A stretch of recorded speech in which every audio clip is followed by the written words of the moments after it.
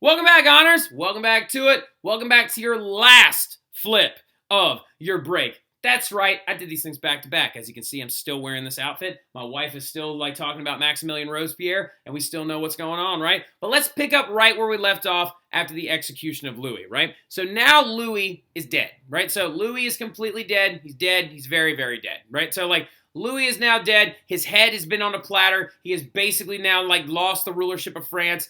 France is at war. All this crazy stuff has gone down, right? Now what's going to go down is, what do we do? What do we do that we now don't have a king? What do we do? How does this happen? Da-da-da-da-da. And we'll get to a lot of things that are going to be very, very important, right? But this right here is where we left off. Louis XVI has been executed by this new device known as the guillotine, right? And we're going to talk about it in a little bit and kind of get over some of the semantics and why it's designed the way it is and things like that. But the big thing that we now have to understand, Giselle, talking to you out there, because I know that you were into this whole story and stuff like that. The big thing looking at it, though, is that what is France going to do now that it doesn't have a king? And now that it's a republic under the rule of this thing called the National Constituent Assembly, right? So they're now under the rule of the National Convention is what it's now called, right? So they decide to reorganize and create a new government, right? Now keep in mind also, Louis' family is still alive. Marie Antoinette is still alive. Their children, 2 daughters and a son, are still alive. And they're all locked up in prison following the attack on the Tuileries, right? Because remember on August 10th, 1792, all the Sans-Culottes members attacked the Tuileries, captured Louis, and put him in a prison, an actual prison. And so then the September massacres led everybody to being we don't really need this king anymore because we're just executing people in the middle of the street, right? So, what ends up happening, though, is Louis would be executed. People got put on trial. He had things like food and other items thrown at him, and he was shouted at the entire time. And he's now dead. So where are you going now? So who's in charge? Well, the group that's now in charge is known as these 3 guys, right? So the dudes that we talked about in the last flip, Georges Danton, Maximilian Robespierre, and Jean-Paul Marat, are basically going to rise up and become this weird de facto terrible monarchy, right? And they call themselves the Committee of Public Safety. Oh, let me just give you a heads up. Committee of Public Safety, not that safe, right? So, not very safe. It's not going to make you feel all warm and cozy. They're mainly out there to destroy you and execute people, and execute a lot of them at that, right? So, Committee of Public Safety I like to talk about a lot because I think it's a very ironic name, right? 3 guys that want the death and destruction of everything that ever was around before the revolution started, including the nobles that used to collect taxes, and a lot of other figures as well, are beginning to demand authority over the entire government. It's a very intense time. It's a very, very intense thing going on. So the Committee of Public Safety comes into power, and they start ruling as a de facto monarchy. Their job is to basically take over following the death of Louis XVI. Now, technically, what was still in charge is the National Convention, and the Committee of Public Safety is just one small group within that thing.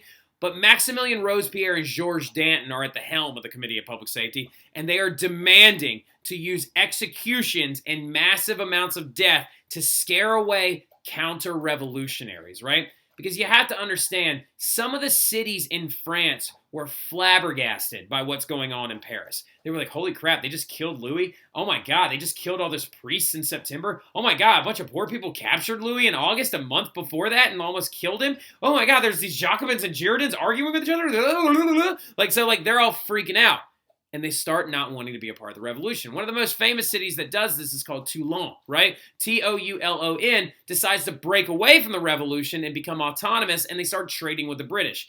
They send Napoleon down there to take over the whole place and shoot a bunch of those people, right? So to try and scare away counter-revolutionaries, the Committee of Public Safety wants to basically execute anybody that stands in their way, to basically say, look, you're either with us or you're against us, and if you're against us, you will die, right? So they purged and executed the entire Girondin Club and its members. They had them executed, they had them arrested, put on trial, and then executed. The club that they were against, remember, Jacobins versus Girondins, the Jacobins had them all executed, except for a few, right? So a handful of them that were actually secretly hidden away, right?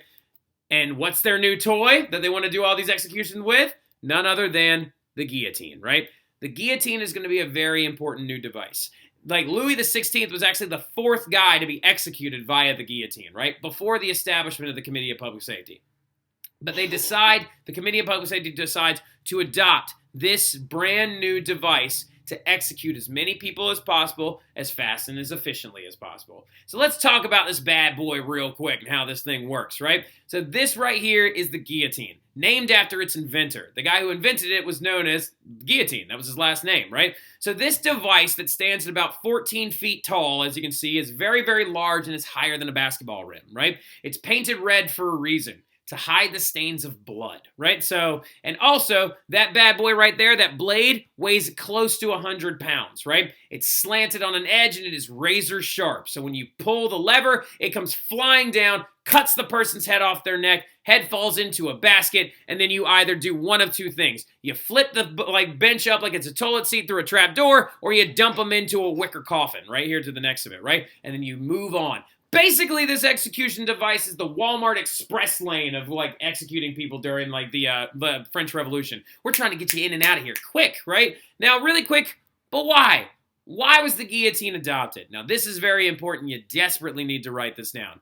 The guillotine was adopted because it was considered egalitarian. Now, as my wife walks by with our wicker basket of laundry, it is now reminding me that heads used to end up in those things. But the big thing about it is, the guillotine was considered egalitarian, right? Egalitarian means equal and just, right? So now, reason why is because poor people and rich people before the French Revolution used to be executed very differently. Rich people were actually usually decapitated and or hung very quickly, and their deaths were usually very, very fast, right? Some were even poisoned as a way to actually make their deaths very quick and very easy, right? Oh, you're rich and powerful, so you should be executed very fast to help with your little sensibilities, right? So whereas poor people, on the other hand, were typically used as public displays when they were executed. The most common way to execute somebody's sweetheart was this thing known as breaking on the wheel. Do you know what that is? Breaking a person on the wheel was how they executed poor people. They wouldn't run them over. They would tie them to a wagon wheel and then use the blunt end of an axe to break all of their bones very slowly, and these executions would take over an hour before they then actually chop their heads off. This is why I'm glad we have TikTok. This is why you're glad you have TikTok. Because then people are not tying each other to wagon wheels and hurting each other. Yeah, okay. TikTok apparently is saving you from tying each other to wagon wheels and being broken on the wheel, right? But that was the big difference, right? Rich people were executed quickly, poor people were not. The guillotine was invented to execute everyone equally and just as fast, right? So, the big thing about it, though, is it is going to be the device that the Committee of Public Safety adopts to do all their executions. Now, the Committee of Public Safety, while they were in charge, they reigned for about a year, from about 1793 to about 1794. And this period of time where they were in charge was known as the Reign of Terror, right? Why would the Committee of Public Safety be in charge during a period known as the Reign of Terror? Well, I'll tell you why, children. The biggest reason why is because they wanted to use fear to keep away counter-revolutionaries, right? Remember, we talked about that a little bit ago. The Committee of Public Safety was founded by Georges Danton, Maximilian Robespierre, technically not Jean-Paul Marat. The rat man, the sewer guy, was technically not a part of the Committee of Public Safety. It was technically part of this thing called the Committee of Public Surveillance. And he was actually in charge of writing people's names down in a list of who would be executed. But we're going to pretend like he's in it, right? But the Committee of Public Safety would actually use fear to keep counter-revolutionaries from overthrowing the revolutionary government. They wanted to execute so many people that you would think twice before you ever tried to buck back against them, right? So the Reign of Terror was characterized by violence and an overuse of execution, right? It is defined as a period of remorseless repression or bloodshed, which led to extreme changes in France, right? This whole thing, if you Googled right now, Reign of Terror, and looked at the dictionary definition of it, it would literally say a remorseless repression or bloodshed, right? Now, biggest thing about it is remember, why are they using this? To prevent counter-revolutionaries from overthrowing the revolutionary government. Now, when we're going forward, you need to understand that the Committee of Public Safety under the leadership of Maximilian Robespierre and Georges Danton are going to freak so many people out that even the Marquis de Lafayette was willingly arrested in Austria to stay away from Paris after they came to power, because he knew if he came back that he would be executed, right?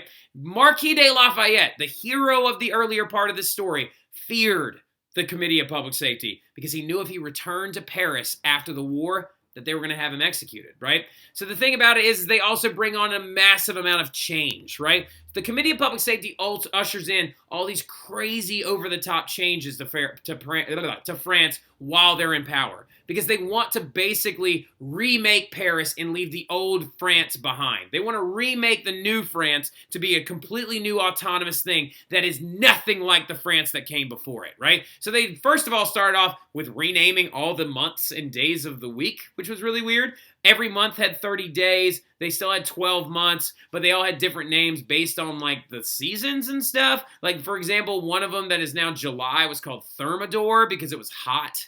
It means the hot month, right? So, like, the months had 30 days, which I know some of you are like, Mr. Terry, that means that you only have 360 days. What about the other 5? Don't get me started, all right? So, like, this is why they were only in power for a year. They canceled Christianity as well. They canceled Catholicism completely because after the September massacres, they didn't really necessarily need Catholicism anymore because most of those priests were all dead. Now, so they canceled Christianity and they created this new thing called the cult of the supreme being, basically being like a deist cult. They kind of used Voltaire's ideas, right? They closed churches. They tried to turn Notre Dame into a shopping mall. They dropped the day of Sunday because they were like, look, we don't need Sundays anymore because that was for church, and we don't do that here anymore, right? They had 10-day weeks with only one day that had a weekend, so they actually dropped Sundays and added 3 other days or 4 other days. It was very, very weird. They set the price of bread as well, which is a very, very anti-free market economic concept, and they drafted men in France to fight in the war. Because a lot of people in France are like, okay, I didn't start off doing this whole revolution thing for this, right? Like, I didn't start off doing all this stuff so 3 guys could be in power and execute people left and right? So people had to start being drafted. Now, the draft forced men to, like, fight in the war, which is going to make a lot of people very, very upset and a lot of people very, very angry, right? Now, the thing about it going forward, though, is Robespierre had anyone who opposed the revolution executed. Anybody who opposed any ideas of the Revolutionary Party or the Jacobins will be put on trial and executed. You could be executed for something as simple as saying something negative about the revolution. Like, if we were having a conversation at the grocery store, and I look back at, like, Gianna, and I'm like, hey, Gianna, don't you think this revolution's getting out of hand? If, like, Damari, who works for the Committee of Public Safety, overheard me, could have me arrested and executed, right? He also, like, would make executions like a public event. The Committee of Public Safety would tell everybody they were supposed to come watch the executions. Jot this down. The executions were a public event. They were considered educational. Women were told to bring knitting into the crowd so they could keep themselves occupied, but they wanted their children there more than anything else so they could watch the executions happen. And children in the crowd were given little toy guillotines to play with their dolls when they went home. It was considered to be the basic example of everything, was that we are going to murder and destroy anyone that goes against the revolution whatsoever. Now, to give you an understanding, though, not everybody was on board with this, all right? Most French revolutionary citizens thought things were getting aggressively out of hand and that things were becoming way too much, right? And you could see this in one very, very famous event in 1793 when Jean-Paul Marat was murdered, right? Like Jean-Paul Marat, the guy that started off the Women's March, the dude that wrote the article saying that Louis XVI took the tricolor and threw it on the ground and stomped on it, led to the Women's March, did all these things, had that famous, newspaper called the dude that lived in the sewer got stabbed to death by a woman named Charlotte Cordray, right? And Charlotte Cordray gained an audience with him to try and talk to him. Then she pulled out a knife and stabbed him to death several times in the chest, and he died in his medical bath so his skin wouldn't fall off. And this is a painting of that image, right? Died with a list in his hand of people that would go off to be executed by the guillotine and by the Committee of Public Safety. Charlotte Cordray then also had famous words saying, I stabbed one, I killed one to save 100,000, right? Oh! Charlotte Cordray. Look at you go. So now, Charlotte Cordray was a massive figure in France after that because she stabbed one of the Jacobin leaders to death in his bathtub, right? Which is what he deserved. So Robespierre never got a chance to kill Jean-Paul Marat because he's dead now, right? So now going forward though, there were a lot of famous executions that were executed during this period. Charlotte Corday herself, the woman who stabbed Jean-Paul Marat, who is right here in her wagon being brought to the guillotine in the background, went willingly to be executed and said it was worth every single thing. Also, Marie Antoinette, that's right, the Queen of France, was actually executed during this entire process as well, after having to watch her son be beaten and tortured by prison guards. They actually placed Marie Antoinette in one cell and then placed her son in another cell that was just at an angle where she could move her head just right and see him, and the guards knew that, and they would beat her son in front of her, knowing that she couldn't do anything about it. And then they also forced her son to go on the stand and say that she had sexually assaulted him, which would be the final stroke in having her executed, right? And apparently Marie Antoinette's last words were not "let them eat cake." She apparently never said that. And if she actually did say that, she would have said "let them eat brioche." But what she actually probably did say was, "I'm sorry," because she stepped on the executioner's foot. And then she was executed in public to a cheering crowd. Her other two children would go off and die as well. The Dauphin of France, the prince that she saw get beaten and stuff like that, died in prison, and then so did one of her daughters. Only one of their children survived this entire revolutionary period. Another famous guy, Lavoisier, that y'all learned about in chemistry, the famous French chemist, he was executed for his role in tax collection before the French Revolution actually occurred. And then one other one, Georges Danton, the guy that works with Robespierre? Yeah, Georges Danton told Robespierre, hey, maybe we should chill out on all the executing. And so Robespierre executed him. Georges Danton was like a fury to be contented with, and what ended up happening is Maximilian Robespierre thought he couldn't trust him anymore, so he had him executed too. And like I said, public executions were considered educational, right? The Committee of Public Safety in total, during the Reign of Terror, arrested over 300,000 people. 10,000 of them probably died in prison, but 17,000 people were officially executed by Robespierre and his cronies, right? Which is crazy. This intensity time could only last a year because what the heck else is going to go on, right? But what ends up happening to bring the Reign of Terror to an end is the most famous execution during the entirety of the Reign of Terror. That person that gets executed that ends the Reign of Terror is Maximilian Robespierre himself, right? Maximilian Robespierre, the guy that everyone in France was afraid of, is the final execution of the Reign of Terror. Reason why is because people hated him. The Reign of Terror was unsustainable. In the long run, you can't sustain it due to the fact that not everybody's going to want to keep seeing all this violence. People got tired of it. They wanted some kind of easiness to the society. They wanted to be able to go about their normal lives in a new revolutionary state rather than having to be worried or freaked out that they could be executed any minute. The very first person executed by guillotine was a highwayman that stole a loaf of bread, right? You're talking about very, very, very, very, very high punishments for minuscule crimes, right? So the Reign of Terror just couldn't be sustained because not everybody wanted to be a part of it like that. And so a bunch of the people of the National Convention that were Jacobins themselves were like, we can't keep doing this. So Robespierre has to be taken down.